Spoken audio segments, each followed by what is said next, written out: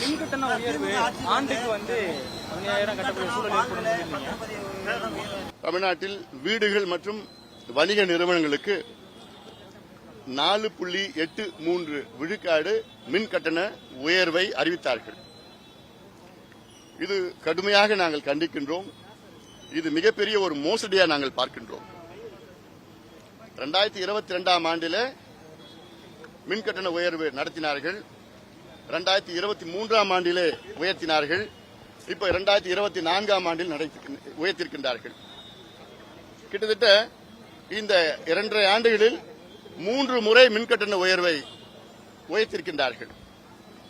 2022ஆம் ஆண்டு உயர்த்திய நேரத்தில் ஆண்டுதோறும் தமிழ்நாடு அரசுக்கு 31,500 கோடி வருவாய். இப்போ இந்த மின்கட்டண உயர்வால் 6,000 கோடி இந்த ஆண்டிற்கு வருவாய்.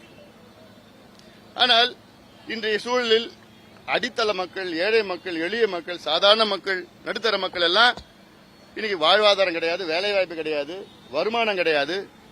கொரோனா பிறகு அவருடைய ஊதியம் எல்லாம் குறைஞ்சிடுச்சு, வேலைவாய்ப்பு இல்ல, விலைவாசி எல்லாத்தையும் உயர்த்திட்டாங்க. அதுக்கு பிறகும் மின் கட்டணத்தை உயர்த்துவது இது தமிழக மக்களுக்கு தமிழக அரசு செய்கின்ற பெரிய துரோகமா நான் பார்க்கிறேன். திமுக அரசு ஆட்சிக்கு வருவதற்கு முன்பு எவ்வளவு வாக்குறுதிகள் கொடுத்தார்கள். இதே முதலமைச்சர் சொன்னார் மின் கட்டணம் வந்து ஷாக் அடிக்குதுன்னு. ஏன் இப்ப அடிக்காத ஷாக்கு? அப்பதான் அடிக்குமா? இவங்க ஆட்சியில் மக்களுக்கு ஷாக் அடிக்காதா? அதே வேளையில் கடந்த ஆண்டு வீடுகளுக்கு மின் கட்டண உயர்வை அரசே அந்த செலவை ஏற்றுக்கொள்ளும் என்று சொன்னார்கள். அதாவது அதுல 2.1 விழுக்காடு வீடுகளுக்கு அரசை ஏற்றுக்கொள்ளும் என்று சொன்னார்கள். அதே போன்று இன்றும் அறிவித்திருக்கலாம். இந்த மின்கட்டண உயர்வு பாத்தீங்கன்னா அரசாணை ஜூலை 1ஆம் தேதியிலிருந்து மின்கட்டண உயர்வுன்னு அறிவிச்சாங்க.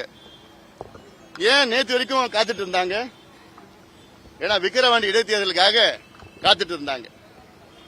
எவ்வளவு பெரிய ஒரு ஏமாத்து வேலை இது, எவ்வளவு பெரிய பித்தலாட்டம் இது. நிச்சயமாக மக்கள் இதை பார்த்துக் கொண்டிருக்கின்றார்கள். முதலமைச்சர் அவர்கள் இதை உடனடியாக ரத்து செய்ய வேண்டும். அமைச்சர் வீட்டின் முன்பே நாம் தமிழர் கட்சி நிர்வாகிகள் தொடர்ந்து வெற்றி கொலை செய்யப்பட்டுள்ளாரு. தொடர்ந்து இது போன்ற கொலைகள் வந்து நடந்துகிட்டே இருக்கு. ஏடிஜிபியும் வந்து பாத்தீங்கன்னா அதை கட்டுப்படுத்த நிறைய நடவடிக்கை எடுக்கும். அமைச்சர் வீட்டு முன்பே நடந்தது எப்படி பாக்குறீங்க?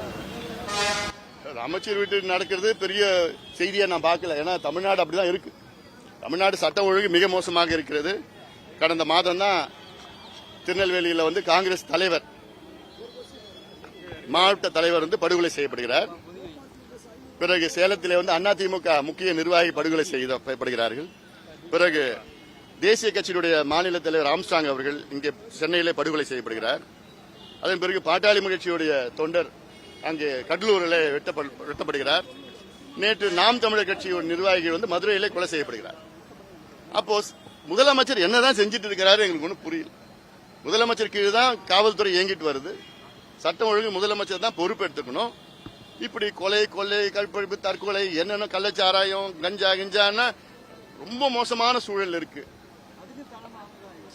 அதனால இது முதலமைச்சர் அவர்கள் பொறுப்பு எடுத்துக்கொள்ள வேண்டும். இல்ல முதலமைச்சர் அவரால் சரியான முறையில் எனக்கு பொறுப்பு எடுத்துக்க முடியலன்னா வேற யாராவது அமைச்சர்கிட்ட இந்த துறையை கொடுங்க. ஏன்னா எவ்வளவு நாள் பொறுத்துட்டு இருக்க முடியும்? நாங்க பாதுகாப்பு இல்ல, தமிழக மக்களுக்கு பாதுகாப்பு இல்ல, உயிர் பாதுகாப்பு இல்ல. சட்டம் ஒழுங்கு கெடுவதற்கு முக்கிய காரணம் இந்த மது, டாஸ்மாக் கடை, டாஸ்மாக் சந்து கடை, கள்ளசாராயம், கஞ்சா, காக்கைன், ஹெரோயின், இது எல்லாம் தான் முக்கிய காரணம். இதை ஒழிச்சோம், இதை கட்டுப்படுத்தணும்னா சட்டம் ஒழுங்கும் ஓரளவுக்கு சீரா இருக்கும். செய்திகளை உடனுக்குடனும் துல்லியமாகவும் தெரிந்து கொள்ள சப்ஸ்கிரைப் பண்ணுங்க.